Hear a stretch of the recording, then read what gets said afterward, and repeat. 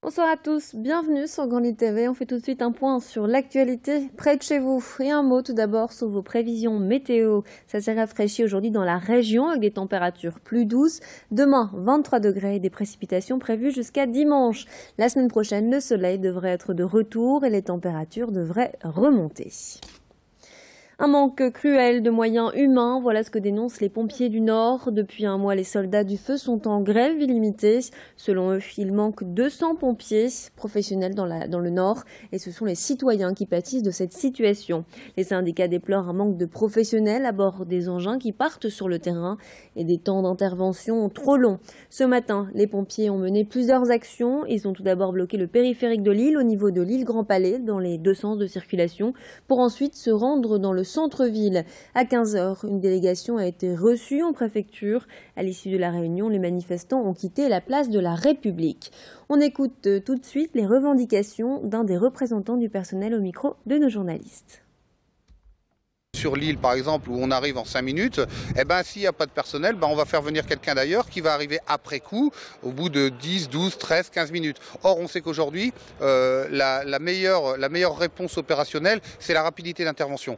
Et avec tout ce qui est mis en place aujourd'hui, on va augmenter les délais d'intervention. Et ça c'est grave pour les gens. Au-delà de 10 minutes pour un arrêt cardiaque, on a très peu de chances de rattraper une personne par le biais d'une réanimation. C'est pour ça qu'en fait les délais doivent être en deçà de 10 minutes. Là aujourd'hui on va les dépasser. On sait que les personnes pour les rattraper ça va être beaucoup plus compliqué. 3 200 000 €, c'est la somme débloquée par la métropole européenne de Lille pour venir en aide aux entreprises implantées dans la métropole. L'objectif de cette aide, sauver 1600 à 2000 emplois. Cette subvention concerne tout type d'entreprise, de la TPE artisanale à la grande entreprise. Pour en bénéficier, il faut constituer un dossier auprès de la MEL qui décidera ensuite si telle ou telle société peut recevoir les fonds. L'argent est ensuite versé d'une traite et non au fur et à mesure. Un entrepreneur a déjà pu bénéficier de ces fonds. Il s'agit de Jean Cabi. Ce nordiste a reçu 500 000 € pour changer de locaux. Avec ses 251 salariés, il s'installera d'ici un an dans sa nouvelle usine à Comines. On écoute tout de suite Damien Castelin, le président de la MEL au micro de Vincent Villard. C'est le rôle d'une métropole de préserver ses emplois, c'est une priorité.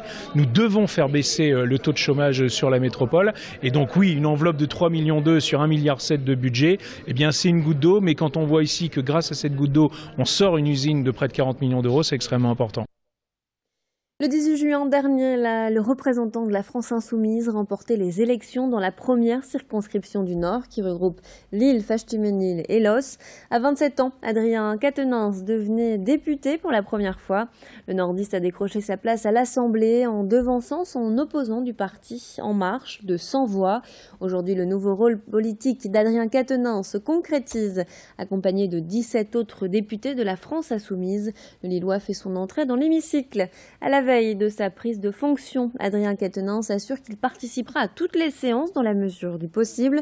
Le nouveau député ayant également pour ambition de passer du temps sur le terrain pour être proche des citoyens.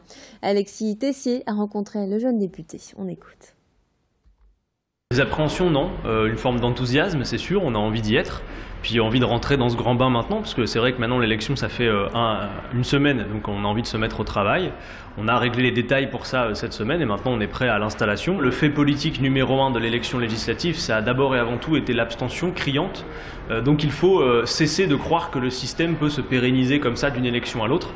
Il faut véritablement changer nos institutions en profondeur. Nous pensons que la loi de moralisation de la vie publique qui est annoncée part d'un bon principe, mais n'est pas suffisante. On propose par exemple d'y inclure le droit de révoquer les élus, de manière à ce que véritablement les élus soient obligés de tenir leurs engagements vis-à-vis des électeurs. Je pense que ça pourrait être une de mes premières propositions, notamment d'intégrer dans cette loi le droit de révoquer les élus, pour ne prendre qu'un exemple, même s'il y en a de très nombreux que je souhaiterais pouvoir prendre. Le rôle principal qui va être le nôtre, c'est de rester toujours des élus militants.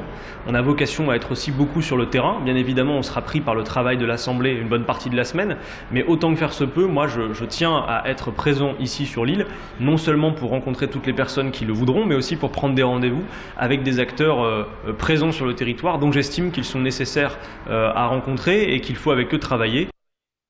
Et dans notre journal, on vous parle d'un festival très attendu dans la région, le Tourcoing Jazz Festival. Du 14 au 21 octobre, un programme riche est proposé aux amateurs de musique et surtout de jazz.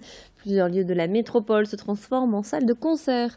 Au Magic Mirror, 1 à 2 groupes se produiront par jour.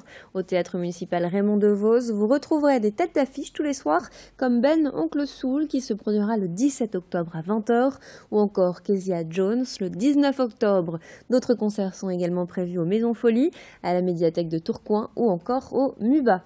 Pour les grands rendez-vous, la billetterie est déjà ouverte. Vous pouvez retrouver toutes les informations sur le site du festival.